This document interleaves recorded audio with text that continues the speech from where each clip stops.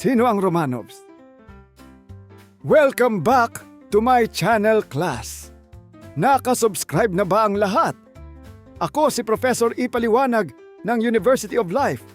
At sa episode na ito, pag-uusapan natin kung sino ang mga Romanovs, ang huling imperial dynasty ng Russia, kung paano sila namuno sa loob ng mahigit 3 siglo, at ang pagbagsak ng kanilang kaharian. Class, kapag narinig ninyo ang salitang Romanov, ano ang pumapasok sa isip ninyo? Siyempre, ang una ay ang bansang Russia, maaaring ang monarkiya, at may ilan namang naaalala ang animated movie na Anastasia.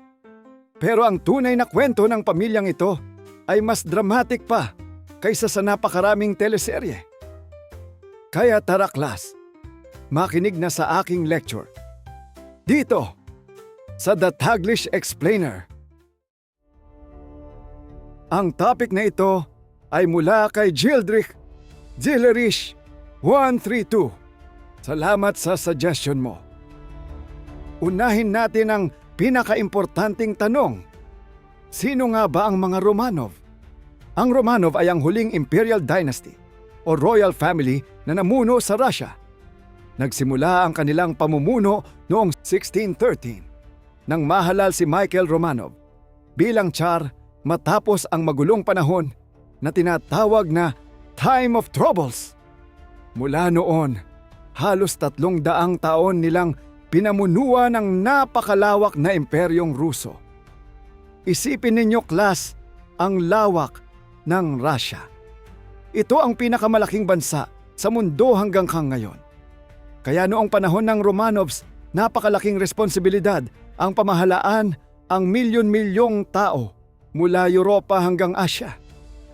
Ang tawag sa kanilang hari ay Tsar, na katumbas ng emperor. Ang babaeng namumuno naman ay tinatawag na Tsarina o Empress. Naniniwala noon ang marami na ang Tsar ay may banal na karapatang mamuno, kaya napakalaki ng kapangyarihan niya. Halos lahat ng mahahalagang desisyon ay dumaraan sa kanya. Sa loob ng dinastiyang ito, maraming kilalang pinuno ang lumitaw. Isa na rito si Peter the Great na nagmodernisa sa Russia at nagpalakas ng hukbong dagat. Sumunod naman si Catherine the Great, isa sa pinakamatagumpay na emperatrice sa kasaysayan ng bansa. Pinalawak niya ang teritoryo ng Russia at sinuportahan ang sining at edukasyon. Pero habang lumililipas ang panahon, hindi lahat ng namuno ay naging mahusay. May ilan na naging mahina sa pamumuno at nahirapang harapin ang mabilis na pagbabago ng lipunan. At diyan, nagsimulang mabuo ang mga problemang hahantong sa pagbagsak ng kanilang kaharian.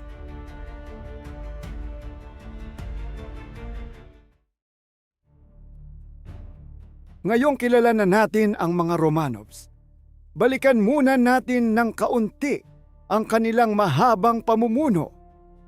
Sa loob ng mahigit 3 siglo, iba't ibang Romanov rulers ang nagpalakas at nagpalawak sa Russia. Sa paglipas ng panahon, naging isa ang Russia sa pinakamakapangyarihang imperyo sa mundo. Pero pagsapit kay Nicholas II, ang huling Tsar, mas naging mahirap ang sitwasyon.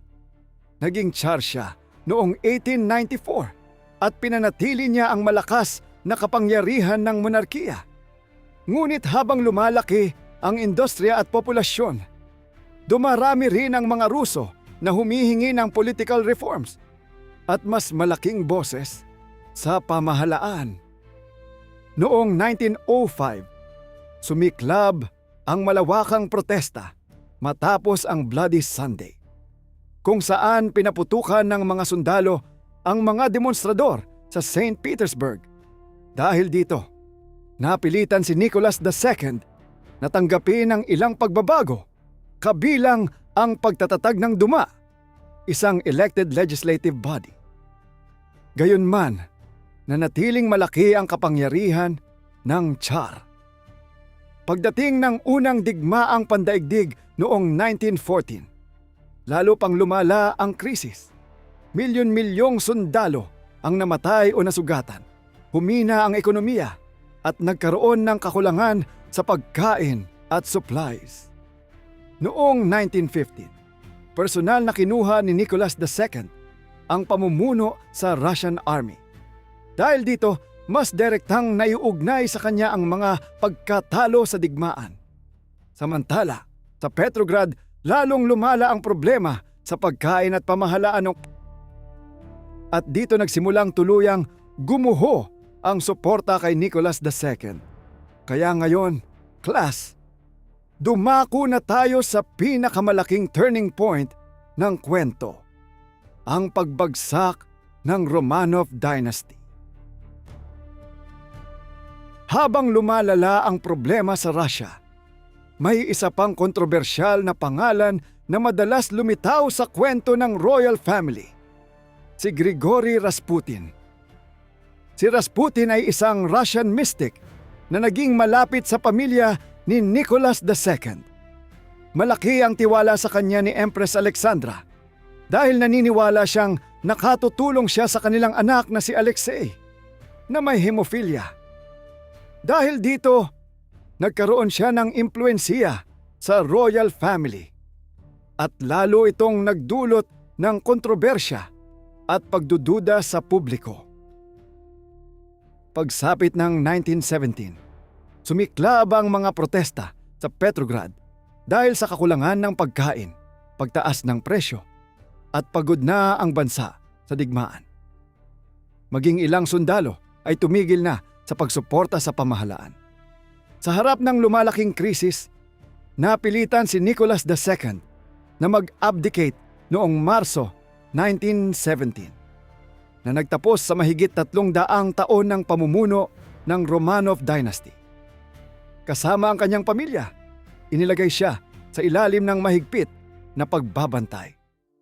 Pagkaraan noong Hulyo 17, 1918, pinaslang si Nicholas II, Empress Alexandra, kanilang 5 anak, at ilang kasama sa Yekaterinburg.